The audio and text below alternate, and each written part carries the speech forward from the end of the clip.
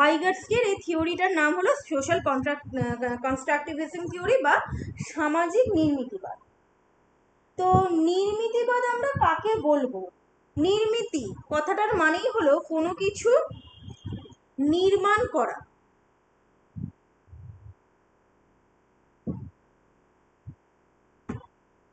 নির্মিতিবাদ কথাটা এসেছে নির্মাণ করা থেকে, নির্মাণ করা বা কনস্ট্রাক্ট করা, কনস্ট্রাক্ট করা। কি কনস্ট্রাক্ট হয়, কার কনস্ট্রাক্ট হয়, কার নির্মাণ হয়? জ্ঞান নির্মাণ হয়। কার জ্ঞান নির্মাণ হয়? শিক্ষার্থী বা শিশুর জ্ঞান নির্মাণ হয়। কেমন? আচ্ছা, শিশু বা যে শিক্ষার্থী সে কি করে, নিজের বিচার বুদ্ধি এবং মানসিক দক্ষতার উপর ভিত্তি করে বিশ্ব জগৎ সম্বন্ধে জানতে পারে। একেই বলা হয় নির্মিতিবাদ। এবারে এটাকে আবার সামাজিক নির্মিতিবাদ বলছে কেন? সেই শিক্ষার্থী যখন শ্রেণীকক্ষ, বন্ধু বান্ধব, সমাজের বিভিন্ন ব্যক্তির সঙ্গে বা পরিবারের বিভিন্ন লোকজনের সঙ্গে আলাপ আলোচনার মাধ্যমে মানসিক প্রতিকল্প তৈরি করে, তখন তাকে বলা হয় সামাজিক নির্মিতিবাদ। তার শ্রেণীকক্ষটা কোথায় রয়েছে? বিদ্যালয়ে রয়েছে। বিদ্যালয় কার অংশ? সমাজের অংশ। তার বন্ধু বান্ধব কোথায় তৈরি হচ্ছে? সমাজে তৈরি হচ্ছে। ঠিক আছে? তো তার মানে বলতে গেলে এটা একটা সমাজতান্ত্রিকতাও হচ্ছে, একদিকে সামাজিক নির্মিতিবাদও হচ্ছে, আর অন্যদিকে সোশ্যালাইজেশন প্রসেসটাও হচ্ছে। তোমার প্রশ্ন আসতে পারে যে ভাইগাটস্কির সামাজিক নির্মিতিবাদ শিক্ষার্থীর কোন প্রক্রিয়ার সাথে বা শিক্ষার্থীর কোন প্রক্রিয়াকরণের সাথে সম্পর্কিত? ঠিক আছে, এটা হলো সোশ্যালাইজেশন প্রসেস।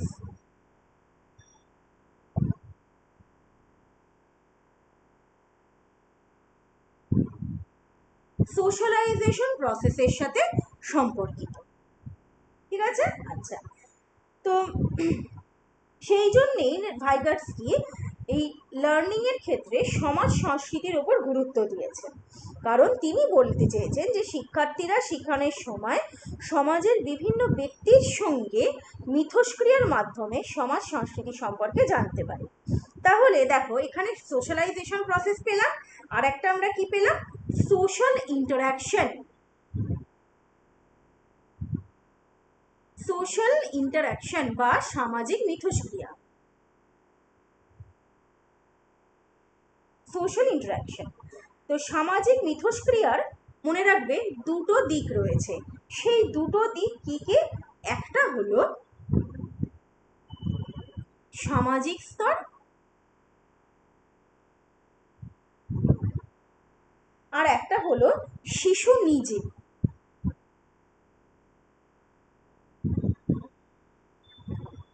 কি বিষয়টা একটু বুঝিয়ে দিই। দেখো, ব্যক্তি বা শিক্ষার্থী, ব্যক্তি বা শিক্ষার্থী মনে করো যে যখন সমাজের বিভিন্ন ব্যক্তি মানে পরিবার, শিক্ষক, অভিজ্ঞ ব্যক্তি, বন্ধু বান্ধব এদের সঙ্গে আলোচনার মাধ্যমে বিভিন্ন অভিজ্ঞতা অর্জন করে।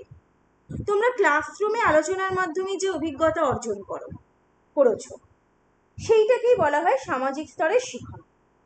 আর সামাজিক স্তরের শিখন শিশু নিজের মধ্যে গ্রহণ করে। ধরো তিয়াশা, তুমি ক্লাসরুমে অনেক বন্ধুদের মাধ্যমে শিখে তুমি একটা বিষয় জানতে পারলে, ঠিক আছে? তাহলে সেই লার্নিংটা কার হলো? লার্নিংটা তোমার হলো।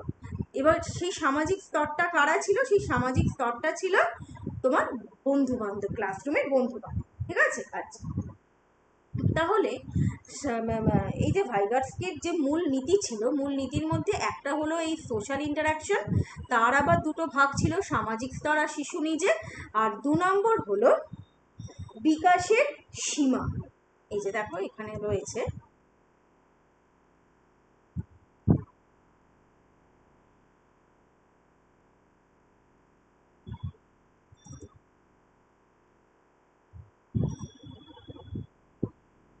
জোন অফ প্রক্সিমাল ডেভেলপমেন্ট বা জোন অফ ডেভেলপমেন্ট। ঠিক আছে?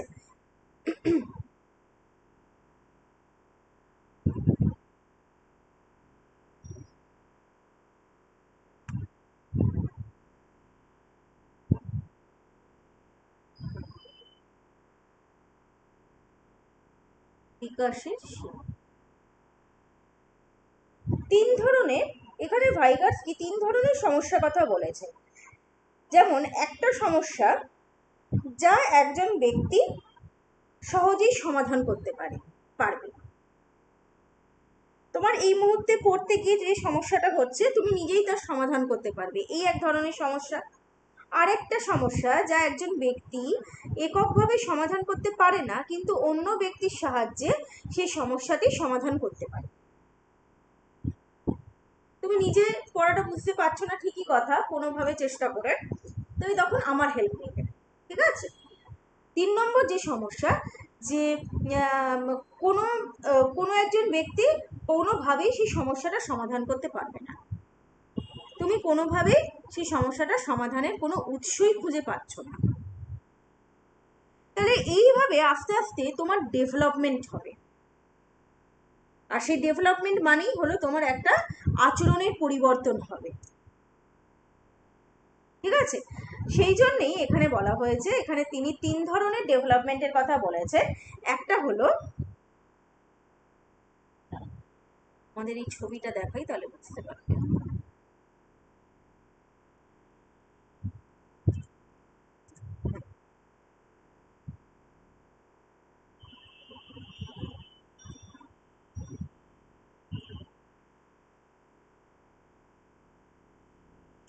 একটা হলো প্রকৃত বিকাশের সীমা বা জোন অফ অ্যাকচুয়াল ডেভেলপমেন্ট।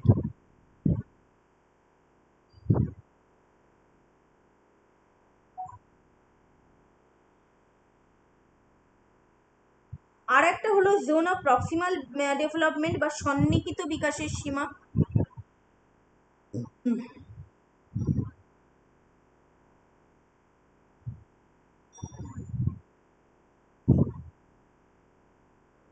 আর একটা হলো বিকাশের পরবর্তী সীমা বা জোন অফ বিয়ন্ড ডেভেলপমেন্ট।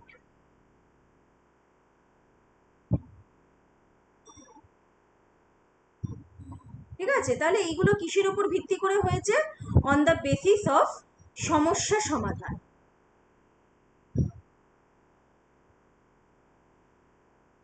সমস্যা সমাধান, ঠিক আছে, অন দ্য বেসিস অফ সমস্যা সমাধান। আমি ক্লাসের পরে এইটাও পাঠিয়ে দেব, এইটাতে আমার এডিট করা মানে এই যে যা যা লিখিয়ে পড়াচ্ছি, যাতে তোমরা পরে পড়তে গেলে বুঝতে পারো। আর ওই জন্যই আমি এই নোটটা আগে পাঠিয়ে দিয়েছি, যাতে তোমরা ওইটা প্রিন্ট আউট করে পড়তে পারো। আর এইটার সাথে রেফারেন্স হিসেবে রাখো। বেশ, তো প্রথমেই আমরা দেখে নিই জোন অফ অ্যাকচুয়াল ডেভেলপমেন্ট বা যেটা প্রকৃত উন্নয়নের ক্ষেত্র, অর্থাৎ এই কোর এরিয়াটা, এটাকে কি বোঝাচ্ছে। ভাইগার্সকি বলেছে এই সীমাতে ব্যক্তি প্রথম ধরনের সমস্যা সমাধান করতে পারে, যেখানে সে একটু মাথা খাটিয়ে তার মানে মাথা খাটিয়ে বুদ্ধি বের করে সেই সমাধানটা করে ফেলতে পারে। তারপরে যেটা জোন অফ প্রক্সিমাল ডেভেলপমেন্ট মানে গ্রিন কালার, যেটা এইখানে ভাইগার্সকি বলছেন যে সেই ব্যক্তিটি প্রকৃত বিকাশের সীমার উপরেও কিছু কিছু কাজ করতে পারে, যেটা এককভাবে করতে পারে না। কাজগুলো করার জন্য অন্য কোনো দক্ষ ব্যক্তির সাহায্য নিতে হয়। এই যে ব্যক্তি একা একা যা শেখে এবং অন্যের সহযোগিতার মাধ্যমে যা শিখতে পারে, তার যে পার্থক্য সেইটাই হলো zone of proximal development. Orange কালারে মানে ব্যক্তি একা শিখছে, সবুজ কালারে মানে ব্যক্তি অন্যের সাহায্য নিচ্ছে। তো এর মধ্যে যে জোনটা মানে এই যে ডিফারেন্সটা, এটাই হলো জোন অফ প্রক্সিমাল ডেভেলপমেন্ট বা সন্নিহিত বিকাশের সীমা। তবে ভাইগার্সকি এটাও মনে করেন যে এই জোন অফ প্রক্সিমাল ডেভেলপমেন্ট বা জেডপিডির মধ্যে বেশি জ্ঞানী ব্যক্তিদের সাহায্যে আরও উন্নতি সম্ভব, আর এই সীমার মধ্যে ব্যক্তি দ্বিতীয় ধরনের সমস্যাগুলি সমাধান করতে পারে। দ্বিতীয় ধরনের সমস্যা মানে আরেকটু অন্য ধরনের সমস্যা। ধরো সেখানে যদি ধরো আগে 10 জন অভিজ্ঞ ব্যক্তির সাহায্য দরকার হতো, এখন হয়তো 3 জন অভিজ্ঞ ব্যক্তির সাহায্যে সে সমাধান করে ফেলতে পারবে। বাট সেকেন্ড জোনটার মানেই হলো solving the problem with the help of skilled person. Skilled person এক্ষেত্রে থাকবেই থাকবে। হ্যাঁ, যত এর ক্ষেত্রটা বড় হবে তত স্কিল্ড পার্সনের হেল্পটা কমতে থাকবে, মানে স্কিল্ড পার্সনের নাম্বারটা কমতে, হেল্পিং হ্যান্ডের নাম্বারটা কমতে থাকবে, কিন্তু স্কিল্ড পার্সনের হেল্প থাকবে। ঠিক আছে, বোঝা গেল? আচ্ছা, লাস্ট যেটা যে যেটাকে বলা হচ্ছে যে জোন অফ বিয়ন্ড ডেভেলপমেন্ট, মানে এই ধরনের কাজ ব্যক্তি কোনোভাবেই অপরের সাহায্য নিয়েও করতে পারবে না। তাহলে এই বিষয়টাকে যদি আমি তিনটে ভাগে দেখি তাহলে কি কি পাবো বলো তো?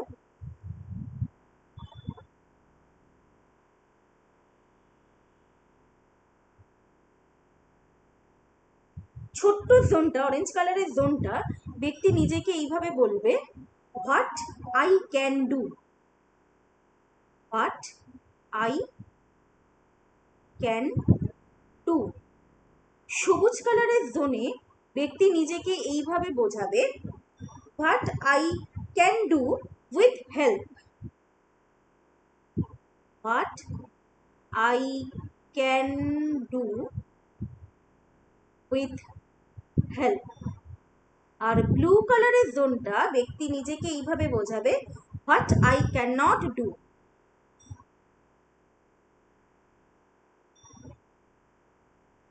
ঠিক আছে, সেই জন্যে মানে কি বলবো, বিকাশের পরবর্তী সীমা বা উন্নয়নের বাইরের অঞ্চল, সেটাই এখানে দেখো এক্সপ্লেন করা হচ্ছে। এগুলো বললাম সেগুলোই এখানে এক্সপ্লেন করা হচ্ছে। ম্যাম ওই জোন অফ বিয়ন্ড ডেভেলপমেন্ট এর একটা উদাহরণ দিন। জোন অফ বিয়ন্ড ডেভেলপমেন্ট মানে তোমার অ্যাটেন্ডেন্স এতটাই কম যে তুমি পরীক্ষায় বসতে পারলে না, আর কিছু করার নেই। বুঝতে পারলে? হ্যাঁ ম্যাম। আর কেউ কিছু করতে পারবে না। আজই হয়েছে, ফার্স্ট ইয়ারে 4 জন আর আটকে গেল মনে হয়, মানে ফার্স্ট ইয়ার থেকে যারা সেকেন্ড ইয়ারে উঠলো 4 জন মনে হয় আটকালো। মানে এতটাই অ্যাটেন্ডেন্স কম, মানে ওদেরকে আর মানে ইয়ে করা গেল না, হয় মানে হয়তো স্যার পরীক্ষায় 70%ও নয়? না। হায় রে। তো সেইটাই হলো বিয়ন্ড ডেভেলপমেন্ট। ঠিক আছে, আচ্ছা, তাহলে এখানে এই যে একটা অ্যাসিস্ট্যান্সের কথা আমরা জানলাম, যে যেটা I can do with the help of someone else, বা যেটাকে বলা হয় এই যে স্কাই কালারের ইয়েটা বা মাঝখানে যে জোনটা, সেটাকে আমরা বলতে পারি অ্যাসিস্টেড লার্নিং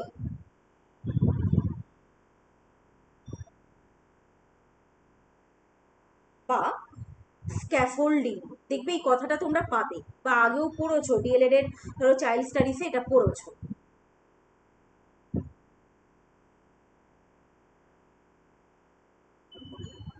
স্ক্যাফোল্ডিং কি? এই স্ক্যাফোল্ডিং, এই স্ক্যাফোল্ডিং এর অর্থ হলো যে বিভিন্নভাবে শিক্ষার্থীকে ব্যক্তিগতভাবে শিখন ও সমস্যা সমাধানে সাহায্য করা। মানে কিছু ক্লু দেব, ক্লু দিয়ে, ধরিয়ে দিয়ে, মনে করিয়ে, সমস্যাকে ছোট ছোট অংশে ভাগ করে বা প্রশ্ন করে আমি তাকে পড়াটা বুঝতে সাহায্য করব, বা যে পড়াটা তাকে ধরেছে সেটা আমি তার থেকে পাবো, বা তাকে সে যে সমস্যাটা করেছে সেটা আমি তার থেকে পাবো। ধরো আমি তাকে একটা সরল, ধরো কোনো স্টুডেন্টকে আমি ধরো এই অঙ্কটা করতে দিলাম যে 2 + 2 4 ডিভাইডেড বাই 2 + 2। সে বুঝতে পারছে না যে কোনটা আগে করব। কেমন? আমরা অঙ্কের ক্ষেত্রে এই থিওরিটা জানি, BODMAS, বদমাস, ব্র্যাকেট অফ ডিভিশন। তাহলে আমি তাকে বলি, তাকে আমি এই থিওরিটা মনে করিয়ে দেব যে তুমি এই থিওরিটা মনে করো, এবারে তুমি অঙ্কটা করতে পারবে। তাহলে আগে আমি ডিভাইড করব, এই কাজটা আগে করব, তারপরে আমি মাল্টিপ্লাই করব, তারপরে আমি অ্যাডিশন করব, তারপরে আমি যদি কোনো সাবস্ট্রাকশন যেহেতু নেই তারপরে সাবস্ট্রাকশন বা বিয়োগ থাকলে বিয়োগ। তাহলে এই যে ফর্মুলাটা ধরিয়ে দিয়ে আমি তাকে বুঝিয়ে দিলাম, বা এই যে হিন্ট দেওয়া, ক্লু দিলাম, এটাই হলো স্ক্যাফোল্ডিং। বাট এই সাহায্যদান বা স্ক্যাফোল্ডিং তাৎক্ষণিক ফল নাও প্রদান করতে পারে, এটা জাস্ট শিক্ষার্থীকে সমস্যা সমাধানে সাহায্য করবে। কেমন? তবে এই স্ক্যাফোল্ডিং এর ক্ষেত্রে যে সংকেত দিচ্ছে, সে যিনি সংকেত দিচ্ছেন আর কি, সেই সংকেত দানকারী তার বন্ধু হতে পারে, তার টিচার হতে পারে, তার পরিবারের কেউ হতে পারে, তার সমাজের কেউ হতে পারে। মানে স্ক্যাফোল্ডিং যিনি দেবেন তিনি তার কোচ হবে, কোচ হবে। এবারে সেই কোচ, বন্ধুরাও কোচ হয়, বাড়ির লোকও কোচ, এই কোচিং এর দায়িত্ব নিতে কোচ হতে পারেন, স্কুলের টিচারও সেই কোচ হতে পারে। ঠিক আছে? আচ্ছা, তবে যেটা যে বিষয়টা দেওয়া রয়েছে সেই গ্রহণীয় বিষয় সম্পর্কে সংকেত যে দিচ্ছে বা যে নিচ্ছে, তার থেকে যে সংকেত দিচ্ছে তার কিন্তু জ্ঞানটা বেশি থাকা উচিত। মানে ধরো আমি তোমাকে বললাম যে তুমি বদমাসের ফর্মুলাটা অ্যাপ্লাই করে অঙ্কটা কমপ্লিট করো, আমাকেও কিন্তু জানতে হবে যে বদমাসের অ্যাকচুয়ালি ফর্মুলাটা এক্স্যাক্ট কিরকম হয়। বা ধরো আরো সহজ আমি এক্সাম্পল দিচ্ছি, সাইক্লিং বা সাইকেল চালানো শিখতে গেলে বড়দের সাহায্য নিতে হয়। তো বড়রা তো তোমাকে কতদিন হেল্প করবে? বড়জন প্রথম প্রথম একটু ধরো প্রথমে সাইকেলের হ্যান্ডেল ধরিয়ে একটু এগিয়ে নিয়ে গেলেন, পরের সপ্তাহে একটু ক্যারিয়ারটা ধরে তোমাকে সাপোর্ট দিলেন। ঠিক আছে? এইভাবে আস্তে আস্তে তুমি সাইক্লিংটা শিখে গেলে। কিন্তু এই যে আমি তোমাকে সাইক্লিংটা শেখাচ্ছি, আমারও কিন্তু নিজের সাইক্লিং সম্পর্কে যথেষ্ট জ্ঞান থাকতে হবে, নাহলে আমি তোমাকে সঠিক পথে সঠিকভাবে সাইক্লিং শেখাতে পারবো। এবারে বোঝা গেল বিষয়টা? সেই জন্যই স্ক্যাফোল্ডিং এর সাথে অপর একটি যুক্ত শব্দ হলো MKO বা মোর নলেজেবল আদার। ওই যে বললাম যে সাইক্লিং শেখাবে তাকেও কিন্তু মোর নলেজেবল হতে হবে। বাম্পারে কিভাবে ব্রেক দিয়ে সাইকেলিংটা মানে প্যাডেল করতে হবে, সামনে থেকে কোনো স্পিডে গাড়ি আসলে কিভাবে সাইড কাটাতে হবে। ঠিক আছে? তার মানে সেই কোচই হলেন MKO বা মোর নলেজেবল আদার। কেমন? তো মানে যার এই বিষয়ে অধিক জ্ঞান থাকে। তাহলে এখানে ধরো যে মূলনীতিগুলো আমরা দেখলাম, তার মধ্যে সামাজিক মিথস্ক্রিয়া দেখলাম, জোন অফ ডেভেলপমেন্ট দেখলাম, MKO দেখলাম।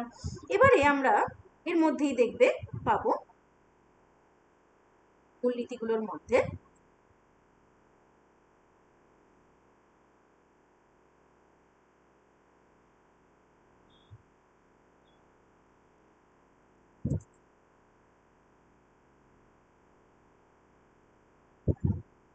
এই যে কালচার, ল্যাঙ্গুয়েজ, এইগুলো। আচ্ছা, কালচারাল কনটেক্সট। কালচারাল কনটেক্সট বা কালচার এখানে কি বলছে? ভাইগটস্কি বিশ্বাস করতেন শিখন একটি সাংস্কৃতিক মূল্যবোধের ফসল। সাংস্কৃতিক প্রেক্ষাপটে মিথস্ক্রিয়া বেশি ঘটে। ওই জন্যই এই প্রক্রিয়াটাকে ভাইগটস্কি বলেছেন ইন্টারনালাইজেশন। ইন্টারনালাইজেশন বা আমরা এটা বলতে পারি যে সাংস্কৃতিক মূল্যবোধ।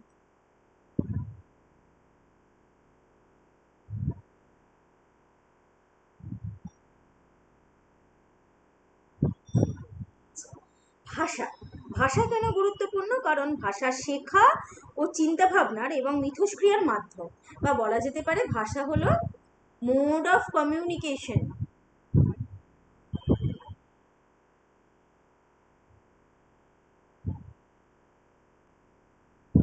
ঠিক আছে? তুমি ব্যালেন্স করতে পারছো না, সাইকেলিং যে নিয়ে শেখাচ্ছেন তিনি ভাবছেন যে তুমি ব্যালেন্স করতে পারছো, কিন্তু তুমি যে ব্যালেন্স করতে পারছো না, তোমাকে তো বলতে হবে যে একটু আস্তে আস্তে, আমি পারছি না, আমাকে আর একটু টাইম দাও।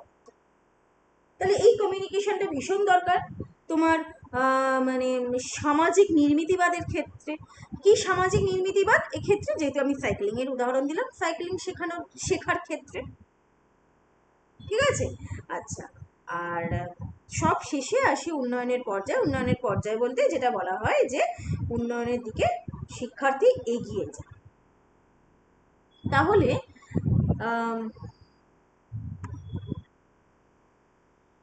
এখানে দেখো এই যে ভাইগার্সকি তত্ত্বে যে শিক্ষাগত তাৎপর্য এখানে দেওয়া রয়েছে।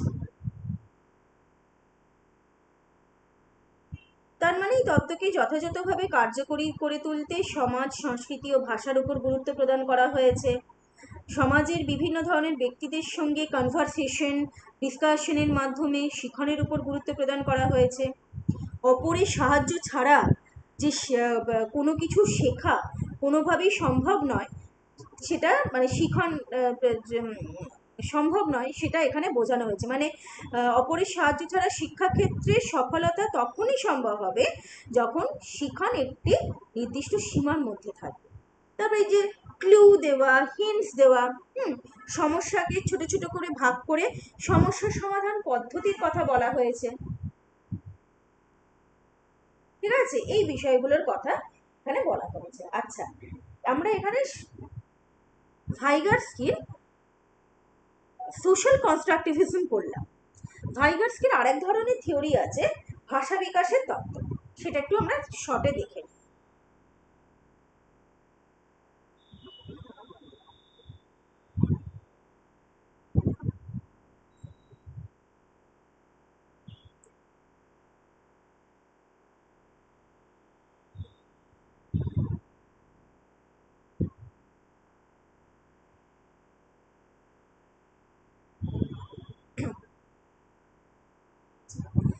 ভাষাটা মানে ভাষা বিকাশ কেন গুরুত্বপূর্ণ? কারণ এই যে বললাম, ভাষা মানে হলো মোড অফ কমিউনিকেশন।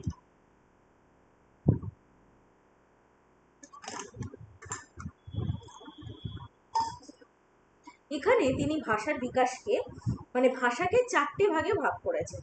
সেই 4টে ভাগগুলো কি কি? একটা হলো প্রাক বৌদ্ধিক ভাষা,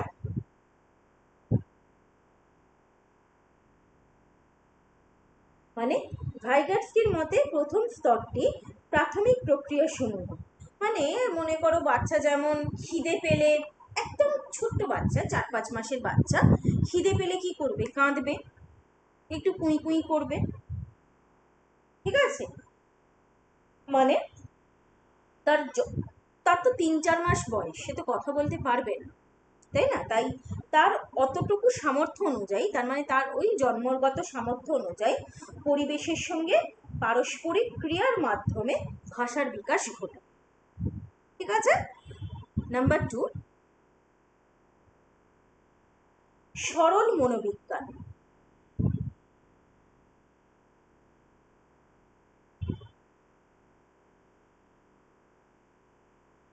মানে ভাষা বিকাশের দ্বিতীয় স্তর, কারণ এই স্তরে শিশু তার জগতের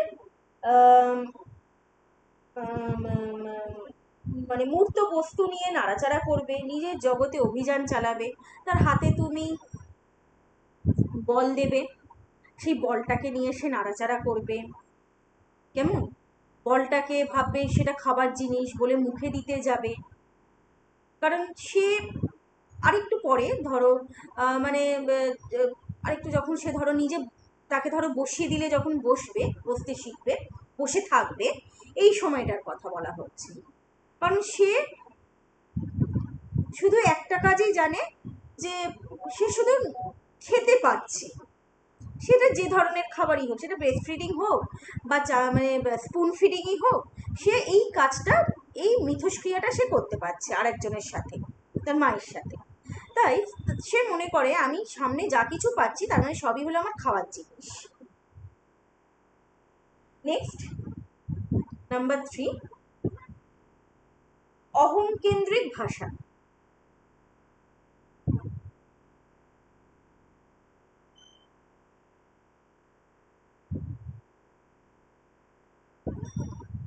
তিন বছর বয়স, 3 বা 2.5 বছর বয়স, হ্যাঁ, এই সময় শিশুরা কনভারসেশনের মাধ্যমে অনেক কিছু শিখে থাকে। ঠিক আছে, মানে এই সময়টাকে বলা হচ্ছে কনভারসেশন।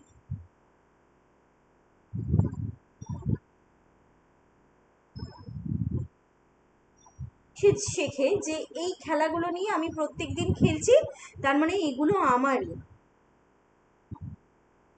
বাড়িতে বড়রা আর কেউ এই খেলাগুলো নিয়ে খেলে না, তার মানে এই খেলাগুলো তাদের হয়তো কোনো প্রয়োজন নেই। ঠিক আছে? আচ্ছা, নাম্বার 4, অন্তরের ভাষা।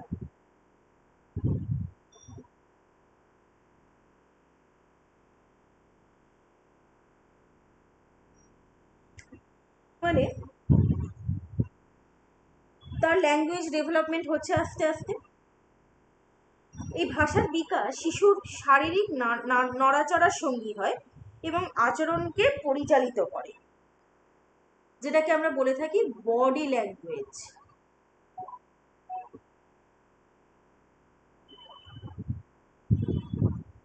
তোমার কাছে একটা কিছু বায়না করলো, তুমি বললে যে না আমি এটা কিনে দেব না,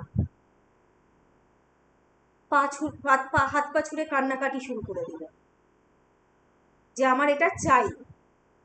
that is the body language of the শিশু। ঠিক আছে? মানে ভাষা মানে কিন্তু তোমার এই মানে কি বলবো, অ্যাকচুয়ালি এই যে শব্দ প্রয়োগ করে ভাষা নয়, এখানে ভাষা বলতে কমিউনিকেশন, পরিবেশের সাথে মিথস্ক্রিয়াকে ভাইগার্সকি বোঝাচ্ছে। কারণ যে বয়স পর্যন্ত এটা আলোচনা করা হয়েছে, মুখের মানে শব্দ সঠিক বাক্য গঠন করে, শব্দ প্রয়োগ করে বাক্য গঠন করে ভাষা করার মতন, ভাষার বিকাশ হওয়ার মতন সামর্থ্য কখনো শিশুর হবে না। বোঝা গেল? ওই জন্যেই এই অন্তরের ভাষা বা বডি ল্যাঙ্গুয়েজটা 3-4 বছরে এসে শেষ হয়ে যাচ্ছে। তারপরে আস্তে আস্তে সে ভার্বালি মানে তার মনের ভাব সে প্রকাশ করবে। ঠিক আছে? তো এই হলো ভাইগার্সকির। ম্যাম প্রাক-বৌদ্ধিক ভাষাটা একটু বলে দিন। প্রাগবৌদ্ধিক ভাষা বলতে ধরো কোনো বাচ্চা একদম 4-5 মাসে, তার খিদে পেয়েছে, তোমার খিদে পেলে তো তুমি মুখে বলবে যে আমার এখন প্রচন্ড খিদে পাচ্ছে, কিন্তু সে তো বলতে পারবে না, সে কি করবে? কাঁদবে, একটু কুঁই কুঁই করবে, একটু হাত পা একটু ছটফট করবে। ঠিক আছে? বোঝানোর চেষ্টা করবে যে আমার খিদে পেয়েছে। এইগুলো প্রাগবৌদ্ধিক ভাষা, কারণ সে তখন ওই কাজটাই বোঝে যে আমাকে খেতে হবে যে কোনো প্রকারে। মানে তার ব্রেনে ওইটাই, মানে তার ব্রেনটা তখন ওইটাই তাকে সবসময় মানে ঘন্টা বাজায় যে তুমি এবার খেতে চাও, তুমি এবার খেতে চাও। বুঝতে পারলে? সেখান থেকে অন্তরের ভাষায় চলে এলো যে না আমাকে এবারে ওই খেলনাটা এক্ষুনি আমাকে কিনে দিতে হবে, নাহলে আমি এখানে হাত পা ছুড়ে কাঁদবো। সেটাই হলো বডি ল্যাঙ্গুয়েজ। তারপরে তো আস্তে আস্তে সেই শিশুর গ্রোথ অ্যান্ড ডেভেলপমেন্ট হবে, সে ম্যাচিওর হবে, সে জানবে যে কোথায় কখন কি বলতে হয় না বলতে হয়, তা খিদে পেলে কিভাবে সেই অ্যাপ্রোচটা করতে হয়। বোঝা গেল? এটাই হলো ভাইগার্সকির ভাষা বিকাশ।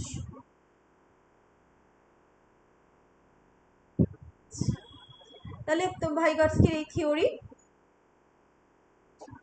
আচ্ছা, এরপরে আসি, আমাদের দেখো আরেকটা নোট দিয়েছি, সেটা হলো শিশু কেন্দ্রিক শিক্ষা।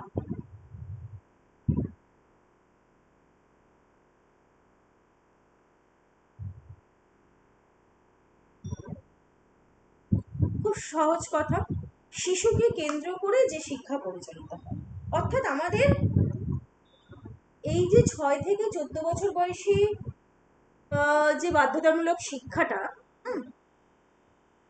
সেটা পুরোটাই শিশু কেন্দ্রিক শিক্ষা। আমাদের 8টি 2009-তে যে শিক্ষার কথা বলা হয়েছে পুরোটাই শিশু কেন্দ্রিক শিক্ষা। কেমন? কারণ এখানে শিশুর সামর্থ্য, চাহিদা, প্রবণতা, প্রবৃত্তি, মনোভাব, এইসব বিষয়ের উপর গুরুত্ব দিয়েই পাঠ্যক্রম রচনা করা হয়, শিক্ষণ পদ্ধতি রচনা করা হয়, শিক্ষণ উপাদান রচনা করা হয়। ঠিক আছে? তাই এই মানে বাধ্যতামূলক এই শিক্ষাটাকেই বলা হয় শিশু কেন্দ্রিক শিক্ষা। ম্যাম ওখানে ওই বয়স অনুযায়ী কথাটা মানে যোগ করলে ওই যে শিক্ষা শিশুর বয়স অনুযায়ী তার সামর্থ্য, চাহিদা, প্রবণতা, প্রবৃত্তি, এটা বয়স অনুযায়ী বললাম? না বলেননি, আমি বলছি।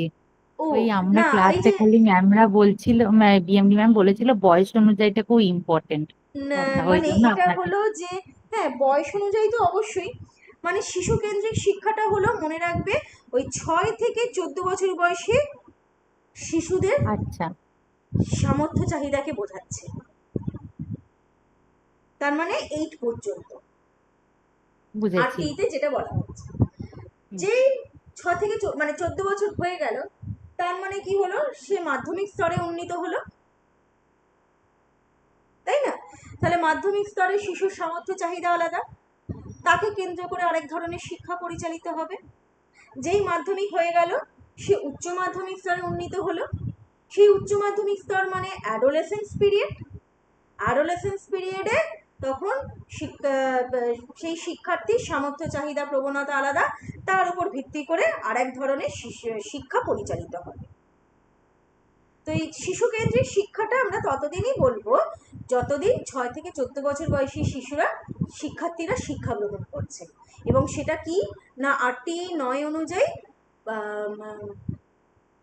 বাধ্যতামূলক এবং অবৈতনিক যে শিক্ষাটা।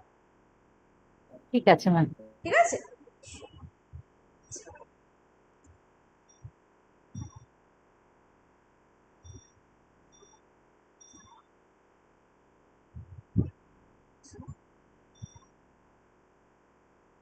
তো এই শিশুকে কেন্দ্র করেই শিক্ষার লক্ষ্য তৈরি হবে।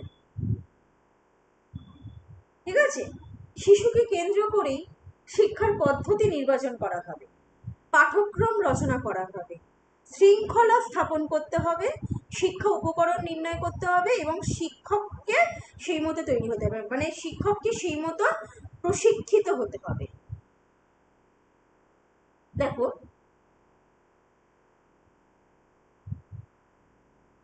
তোমরা 8 পর্যন্ত স্টুডেন্টদের পড়ানোর জন্য এক ধরনের ট্রেনিং পেয়েছো, 9-10 পড়ানোর জন্য, 9-10-11-12 পড়ানোর জন্য আরেক ধরনের ট্রেনিং রয়েছে। সেই ট্রেনিং কিন্তু ডিএলএড এর থেকে একটু হলেও আলাদা। আবার তুমি যখন কোনো বিশেষ চাহিদা সম্পন্ন শিক্ষার্থীকে পড়াবে, তার জন্য আলাদা ট্রেনিং রয়েছে। আবার তুমি যখন কোনো স্নাতক স্তরের শিক্ষার্থীকে পড়াবে, তার আলাদা ট্রেনিং রয়েছে। বুঝে গেল?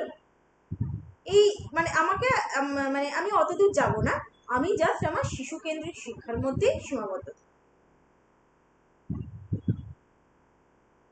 আচ্ছা, শিশু কেন্দ্রিক শিক্ষার সমর্থকদের নামটা মনে রাখবে যারা ছিলেন। হ্যাঁ, অবশ্যই রবীন্দ্রনাথ ঠাকুর, মহাত্মা গান্ধী তো রয়েইছেন, জন ডিউই, মন্টেসারি, ফ্রয়েবেল, এরা।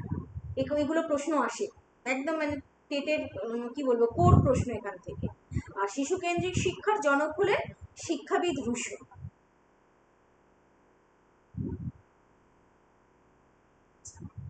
এই শিশু কেন্দ্রিক শিক্ষার বৈশিষ্ট্য প্রথমেই বলা হয়েছে মনোবিজ্ঞান সম্মত। কেন মনোবিজ্ঞান সম্মত? কারণ শিশুর মানে কি চাইছে, শিশু কখন পড়াশোনা করতে চাইছে, শিশু কখন পড়তে ভালো লাগছে না, সেইটা মাথায় রেখেই কিন্তু পুরো শিখন প্রক্রিয়াটা পরিচালনা করা হয়। কেমন? ওই জন্যই বলা হচ্ছে যে এক্ষেত্রে শিশুর স্বতঃস্ফূর্ত স্বাধীনতা থাকবে। যার জন্য দেখবে শিশু কেন্দ্রিক শিক্ষার বা এই যে প্লে গ্রুপ বা মন্টেসরি স্কুলগুলোর একটা ট্যাগলাইনই আছে যে খেলতে খেলতে শেখা, খেলার মাধ্যমে শেখা। সেটাই হলো স্বতঃস্ফূর্ত স্বাধীনতা। তো যেখানে তুমি খেলতে খেলতে শিখবে, খেলার মাধ্যমে শিখবে, সেখানে তো একটা মুক্ত শৃঙ্খলা থাকবে। সেখানে তো নিশ্চয়ই এই আমাদের ধরো ডিএলএড এর মতন তো আর এত তো শৃঙ্খলা থাকতে পারে না, তাই না? একটা প্লে গ্রুপের বাচ্চাদের প্লে গ্রুপ, ধরো কিডজি ফিডজি স্কুলগুলোতে তো এই ধরনের শৃঙ্খলা থাকতে পারে না। সেটা হলো পুরোটাই শিশু কেন্দ্রিক শিক্ষা, স্বতঃস্ফূর্ত স্বাধীনতা। আচ্ছা, এরপরে সক্রিয়তা। শিশুরা পুরোটাই এটা হাতে কলমে শিখবে, মানে লার্নিং বাই ডুইং।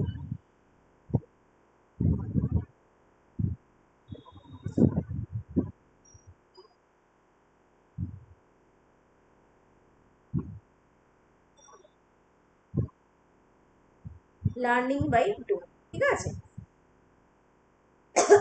হাতে কলমে শিখবে, নিজের অভিজ্ঞতার মাধ্যমে শিখবে। এখানে কোনো রকম কোনো মুখস্থ বিদ্যা থাকবে না, কারণ প্রতিটি শিশু আলাদা, তাদের শেখার স্টাইলটাও আলাদা, শেখার মানে শেখার ধরনটাও আলাদা, কেমন? আচ্ছা, আর কি বাস্তব ভিত্তিক? বাস্তব ভিত্তিক মানে এখানে কোনো রকম পুঁথিগত বিদ্যা অর্জন নয়, পুরোটাই সৃজনশীল।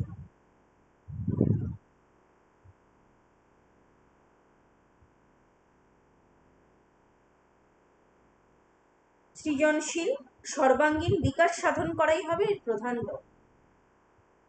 প্রধান লক্ষ্য হবে সর্বাঙ্গীন বিকাশ সাধন।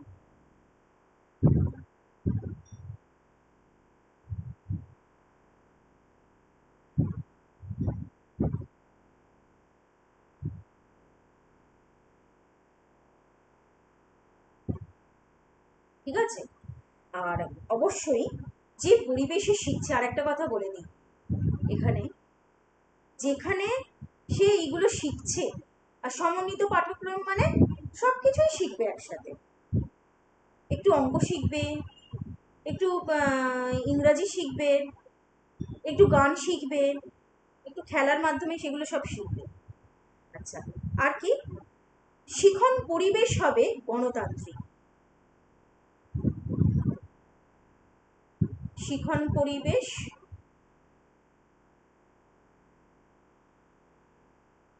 গণতান্ত্রিক, যেখানে শিক্ষার্থীরা স্বাধীনভাবে মত প্রকাশ করতে পারে। তাহলে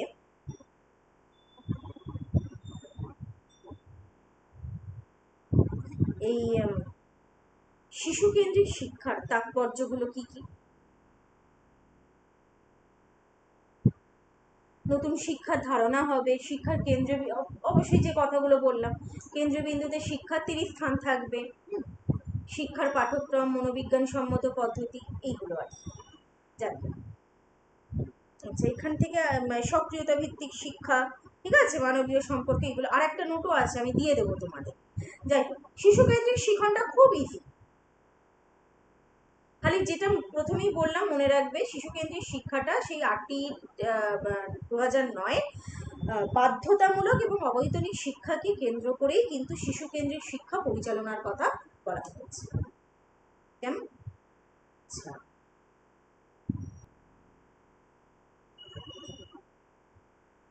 মোস্ট ইম্পর্টেন্ট, জন ডিউয়ের শিক্ষাদান পদ্ধতি। কি ধরনের শিক্ষা? আধুনিক শিক্ষা, প্রোগ্রেসিভ এডুকেশন। এই যে ওই জন্যই বলা হচ্ছে যে জন ডিউই হলেন প্রয়োগবাদী দার্শনিক। দেখবে তোমাদের সিলেবাসে রয়েছে child centric education and progressive education. Progressive education মানে যেটাকে বলা হচ্ছে যে আধুনিক শিক্ষা গতানুগতিক শিক্ষার থেকে সম্পূর্ণ আলাদা, এবং জন ডিউইর শিক্ষা পদ্ধতি হলো, শিক্ষাদান পদ্ধতি হলো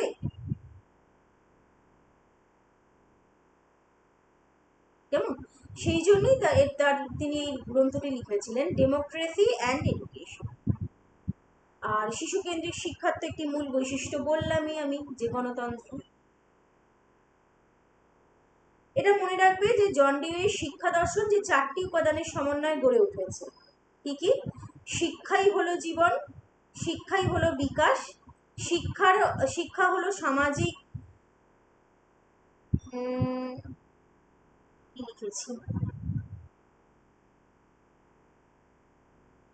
সামাজিক উত্তরণের উপায় হবে এটা, সামাজিক উত্তরণ, এবং শিক্ষা হলো অভিজ্ঞতার ধারাবাহিক পুনর্গঠন। তাহলে সেই শিক্ষার লক্ষ্য কি হবে? অবশ্যই সৃজনধর্মী, শিক্ষা যাতে মূল্যবোধের বিকাশ হয়, হোলিস্টিক ডেভেলপমেন্ট, ভবিষ্যৎ জীবনের উপযোগী করে গড়ে তোলা মানে বৃত্তিমুখী শিক্ষা, এবং সামাজিক দক্ষতার বিকাশ যাতে হয়। তাহলে প্রোগ্রেসিভ এডুকেশন, শিশুকেন্দ্রিক শিক্ষার পাঠ্যক্রম কেমন হবে? নমনীয় ও সহজ সরল, অভিজ্ঞতা ভিত্তিক, মনোবিজ্ঞান সম্মত, জীবন কেন্দ্রিক।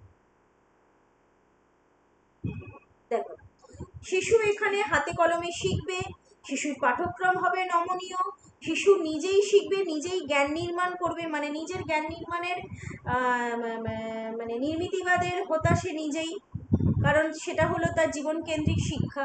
তাহলে পদ্ধতি কেমন হবে? অবশ্যই সমস্যা সমাধানমূলক পদ্ধতি, কর্মকেন্দ্রিক, পরীক্ষামূলক, সমন্বয়ী শিক্ষা পদ্ধতি। প্রোগ্রেসিভ এডুকেশনে শিক্ষকের ভূমিকা কি? পথ প্রদর্শক, ফিলোসফার অ্যান্ড গাইড, ঠিক আছে, ফিলোসফার অ্যান্ড গাইড। স্কুল কেমন হবে? ঠিক আছে, স্কুল হবে, উনি বলছেন যে একটা মানে যেন একটা ল্যাব টাইপের। কেন ল্যাব? কারণ শিশুরা সেখানে যাবে, হাতে কলমে কিছু শিখবে, নিজেরাই সেই সমস্যার সমাধান। তবে শৃঙ্খলা থাকবে, সেই শৃঙ্খলাটা হবে মুক্ত শৃঙ্খলা, স্বাধীন, সহযোগিতামূলক, ঠিক আছে। আর জন ডিউই হলেন এই প্রোগ্রেসিভ শিক্ষার মূল মানে কি বলবো দার্শনিক।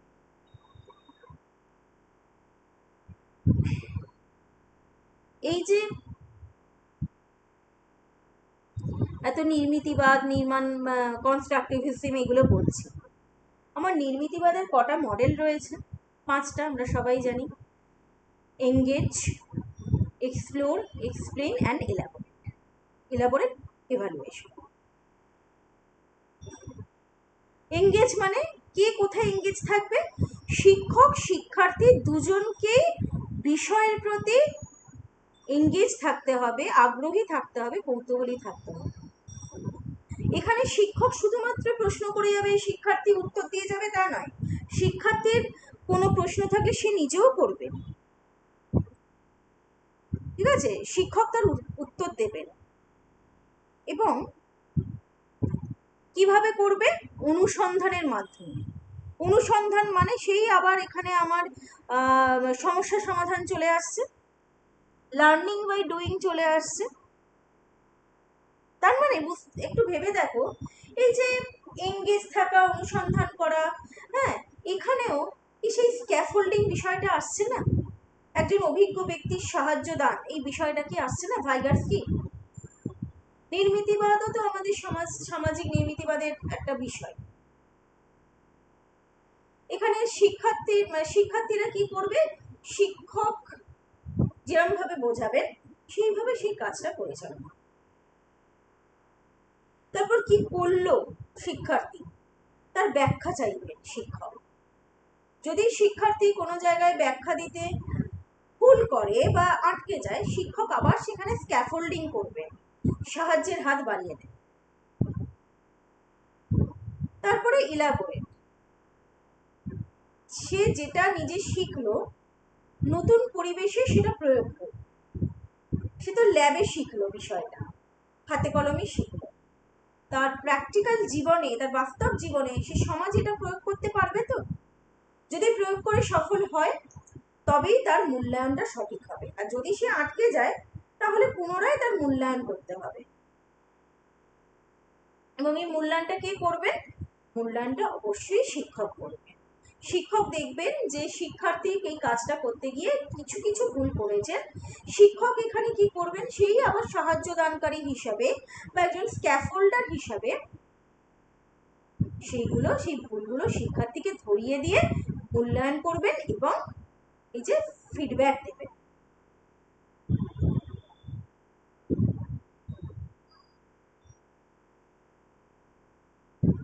বোঝা গেল? শিক্ষা, ভাইগার্সকি, নির্মিতিবাদ পুরো একটা চেনে বাঁধা। তিনজনই জ্ঞান নির্মাণের কথা আজকে তিনটে বিষয় যে আলোচনাগুলো করলাম, তিনটেই জ্ঞান নির্মাণের কথা বলা হয়েছে। কি জ্ঞান? সামাজিক জ্ঞান, হাতে কলমে শিক্ষার মাধ্যমে জ্ঞান। যে জ্ঞানটা শেখার ফলে, মানে যে জ্ঞানটা অর্জনের ফলে সেটা শিক্ষার্থীর লাইফ লং স্টে করবে। যতদিন সে পড়াশোনার সাথে যুক্ত থাকবে, বা সে নট অনলি পড়াশোনা, আমার বলতেও ভুল হলো, সে তার দৈনন্দিন জীবনেও এই নির্মিতিবাদের জ্ঞানটা কাজে লাগাতে। তোমরা দেখবে তোমাদের আমি একটা পিকক মডেলের কিছু কি দিয়েছিলাম? Model ma'am? না ম্যাম, কিছু পাইনি সেরকম। পিকক মডেলটা না না দিইনি। না। আচ্ছা ঠিক আছে, আমি দিয়ে দেবো। পিকক মডেল থেকে না টেটে প্রশ্ন আসে। পিকক মডেলটা না অনেকটা 5 এর মতন। ও হ্যাঁ, ম্যাম জানি না ওটা কি। আচ্ছা আমি বলে দিচ্ছি, দাঁড়াও। আমি তোমাদের ডিসকভারি লার্নিংটা দিয়েছিলাম। জেরম ব্রুনারের দেখো ডিসকভারি লার্নিং, যেটা সেই হাতে কলমে শেখার মাধ্যমে সে কিছু আবিষ্কার করছে। দেখো আমি পাঠিয়েছি একটা ছবি হিসাবে। হ্যাঁ ম্যাম, পেয়েছি। হ্যাঁ, ডিসকভারি লার্নিংটা আমি তোমাদের দিয়েছি। আচ্ছা দাঁড়াও, পিকক মডেলটা আমি দিচ্ছি। হ্যাঁ ম্যাম, দেখতে পাচ্ছি। এই পিকক মডেলটা অ্যাকচুয়ালি আমাদের ওয়েস্ট বেঙ্গল বোর্ড মানে প্রাইমারি এডুকেশন শিশুদের, মানে স্টুডেন্টদের আর কি ইভালুয়েশনের জন্য এটা করেছে। মানে সেই স্টুডেন্ট কতগুলো মানে ইন্ডিকেটর ব্যবহার করা হয়, সেই ইন্ডিকেটরগুলো একদম 5E মডেলের সাথে যুক্ত। কিভাবে করা হয়? তো আমাদের তো দুভাবে ইভালুয়েশন হয়, একটা হলো ফরম্যাটিভ ইভালুয়েশন আর একটা হলো সামেটিভ ইভালুয়েশন, মানে যেটা সিসি আর কি আমরা বলি আর কি। সিসি দুটো ভাগ, একটা হলো ফরম্যাটিভ আর একটা হলো সামেটিভ। তো সেই ফরম্যাটিভ এবং সামেটিভের মধ্যে দিয়ে আর কি এই যে মানে ময়ূরের যে পেখমের 5টা রঙের মাধ্যমে আর কি স্টুডেন্টদের এগুলো বোঝানো হয়েছে। ঠিক আছে, প্রথমেই ধরো এঙ্গেজ, বা এই যে 5E মডেল যেটা পড়লে তোমরা, এঙ্গেজ, ঠিক আছে, এখানে হলো সেটা পার্টিসিপেশন। ঠিক আছে, যে কতটা উৎসাহ নিয়ে সে ক্লাসে ছিল, যে প্রজেক্টটা করতে দিয়েছি সেটা কতটা উৎসাহ নিয়ে করেছে। তারপরে কি ছিল? এক্সপ্লোর বা অনুসন্ধান। এখানে সে দেখো সেই কোয়েশ্চেনিং অ্যান্ড এক্সপেরিমেন্টেশন। এটা কিন্তু মানে ফরমেটিভ ইভ্যালুয়েশনও আমরা একজন স্টুডেন্টের এটা আমরা যাচাই করব, আর সামেটিভ ইভ্যালুয়েশনও যাচাই করব সে তার কিসে কৌতূহল রয়েছে। ঠিক আছে, মানে শুধুই কি সে ক্লাসে চুপচাপ বসেছিল, নাকি সে বিষয় সংক্রান্ত যে প্রশ্ন, ধরো আমরা বলি আমরা স্কিলের মধ্যে একটা কম্পোনেন্ট পেয়েছিলাম, সেই বিষয় সংক্রান্ত প্রশ্ন তার সে আদৌ কি করেছে, কি ধরনের বিষয় সংক্রান্ত প্রশ্ন করেছে। নেক্সট, এক্সপ্লেন বা ব্যাখ্যা প্রদান, বা সেই মানে শিশু যেটা শিখলো সে নিজের ভাষায় বলছে কিনা। আমরা দেখবে যে আমরা বলি যে সবসময় তুমি বইটা পড়ো, বই পড়ে নিজের ভাষায় লেখো, কিন্তু সেই মানে বইয়ের ভাষায় যে ল্যাঙ্গুয়েজে যে ইউজ করতে হবে এমন কোনো কথা নেই। তার জন্য দেখো এখানে খুব সুন্দর একটা উদাহরণ দেওয়া রয়েছে, যে যোগ অঙ্ক শিখে বাজারের হিসাব করতে পারে। যোগ বিয়োগ সে শিখে গেছে, এবারে তাকে আমি 50 টাকা দিয়ে বলেছি, যে দিয়ে দোকানে পাঠিয়েছে, তার বাজার করে হয়েছে 35 টাকা। তাহলে সে কত টাকা ফিরবে সেটা সে করতে পারছে কিনা। কেমন? আচ্ছা, নির্মিতিবাদে তারপরে কি ছিল? এলাবোরেট, যে নতুন পরিস্থিতিতে প্রয়োগ করা, প্রসারিত করবে। ঠিক আছে, মানে এটা কি সে নতুন মানে নতুন পরিবেশে প্রয়োগ করবে, মানে সে বন্ধুদের সাহায্য করছে, তো সে সিম্প্যাথেটিক তো, বা সে এমপ্যাথেটিক তো, বন্ধুদের সাথে তার সামাজিকতাটা কিরকম, বন্ধুদের সাথে টিফিন শেয়ার করে খায় তো, বন্ধুদের একজন বন্ধু পেন আনতে ভুলে গেলে তাকে তার এক্সট্রা পেন দিয়ে সাহায্য করে তো। এগুলো কিন্তু টিচার ফরমেটিভ সামেটিভ দুভাবেই, দুটো ইভালুয়েশনেই খেয়াল। কোন ধরনের কোকারিকুলার অ্যাক্টিভিটিসে তার বেশি ইন্টারেস্ট।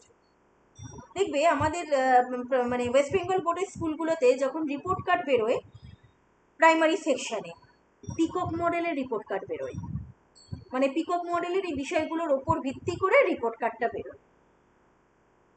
তাই এখান থেকে প্রশ্ন আসে টেটে, সিটেটে নয়, আমাদের আপার প্রাইমারি টেটে বলো বা প্রাইমারি টেটে, কারণ এটা শুধুমাত্র ওয়েস্ট বেঙ্গল বোর্ডের রেসপেক্টে করা হচ্ছে। কেমন? আচ্ছা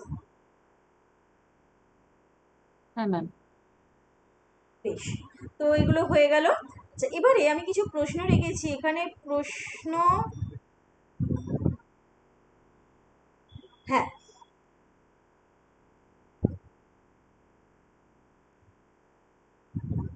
বেশ, হ্যাঁ ওই পিয়াজে, ভাইগটস্কি আর কোলবার্গের থিওরির রেসপেক্টে দেখো এখানে যেটা বলা হয়েছে, আর teacher observes that a student struggles to understand that the amount of water remains the same when poured from a wide shot glass into a tall narrow glass।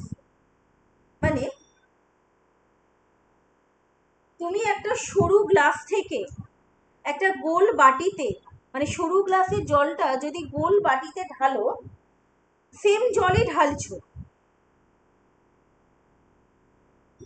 কেমন? হয়তো বাটিটা অনেকটা চওড়া বলে তোমার মনে হচ্ছে যে যা জলটা কমে গেল কি করে।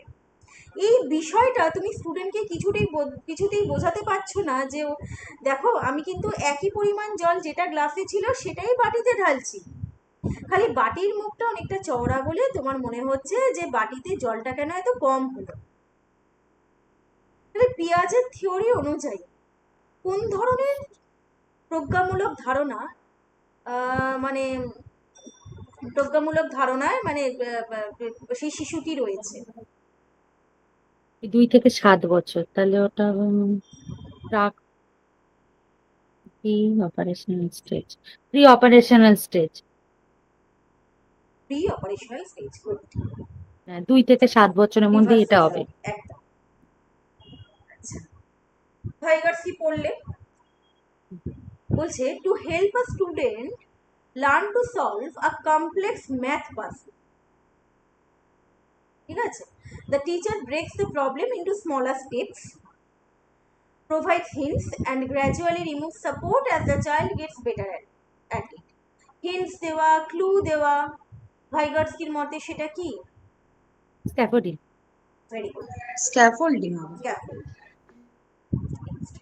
কোলবার্গের মোরাল ডেভেলপমেন্ট থিওরি, নৈতিকতার বিকাশ।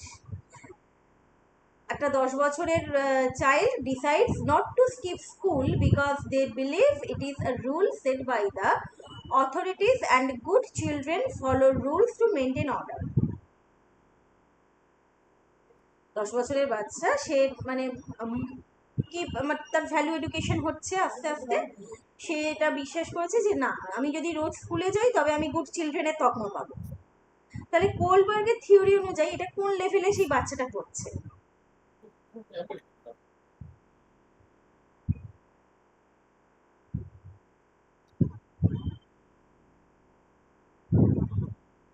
এটা তৃতীয় পর্যায়ে। কোনটা হবে বলো? তৃতীয় পর্যায়ে ভালো ছেলে ভালো মেয়ে ছিল। তার মানে ভালো অপশন ছেলে ডি, ভালো মেয়ে, হ্যাঁ 4। অপশন ডি, এই যে good boy good girl orientation. ঠিক আছে, এই তো ভালো বুঝেছো তোমরা থিওরি গুলো, ভেরি গুড। আপনি ভালো বুঝিয়েছেন। আচ্ছা বেশ, ঠিক আছে তাহলে আজকে এই পর্যন্ত থাক, পরের দিন আবার বাকিগুলো কন্টিনিউ করবো আমি।